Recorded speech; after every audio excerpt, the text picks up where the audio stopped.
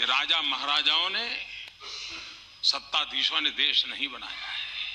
यह देश कोटि कोटि जनों ने बनाया है, जन जन ने बनाया है, श्रमिकों ने बनाया है, किसानों ने बनाया है, गरीबों ने अपने पसीने से बनाया है, शिक्षकों ने बनाया है, आचार्यों ने बनाया है।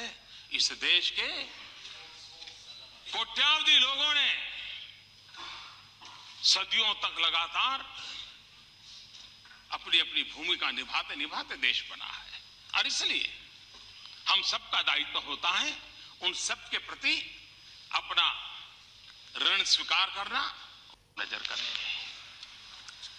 दीर्घद्रष्टा और महापुरुष कैसे होते हैं, इसका उदाहरण है कि अगर किसी को इस सरकार पर प्रहार करना है तो भी कोटेशन बाबा साहब का काम आता है।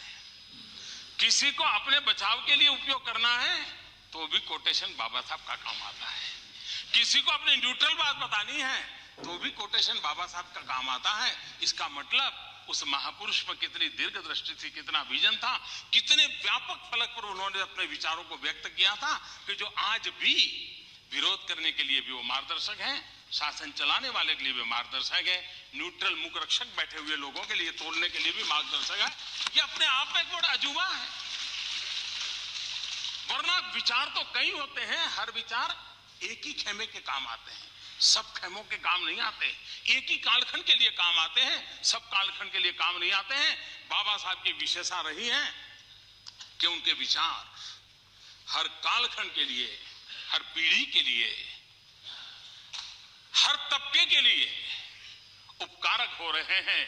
मतलब उन विचारों में एक ताकत थी, एक तपस्या का अर्थ था जो राष्ट्र को समर्पित था। और 100 साल के बाद का भी देश कैसा हो सकता है ये देखने का सामर्थ्य था, तब जाकर के इस प्रकार की बात निकल पाती है। और इसलिए सहज रूप से महापुरुष को नमन करने का मन होना बहुत स्वाभाविक है। ग्रेनविले ऑस्टीन, उसने भारत के संविधान का वर्णन करते हुए कहा, और बड़ा मैं समझता हूं इंटरेस्टिंग है, उन्होंने कहा ये एक सामाजिक दस्तावेज है।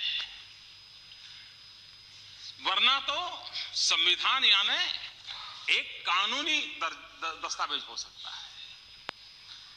अगर संविधान बनाने में बाबा साहब आंबेडकर न होते, मुझे क्षमा करें मैं किसी की आलोचना नहीं कर रहा हूं, तो शायद हमारा संविधान देश चलाने के लिए, शासन चलाने के लिए उत्तम हो सकता था। लेकिन वो संविधान सामाजिक दस्तावेज बनने से था चूक जाता। ये सामाजिक दस्तावेज इसलिए बना है कि बाबा साहब आंबेडकर का दर्द, उनकी पीड़ा, उन्होंने जो झेला था, उस यातनाओं का अर्क उसमें शब्द बन करके शहर निकल रहा था। और तब जाकर के संविधान का निर्माण हुआ था। और तब जाकर एक विदेशी व्यक्ति ने कहा था कि ये सामाजिक दस्तावेज है। साधु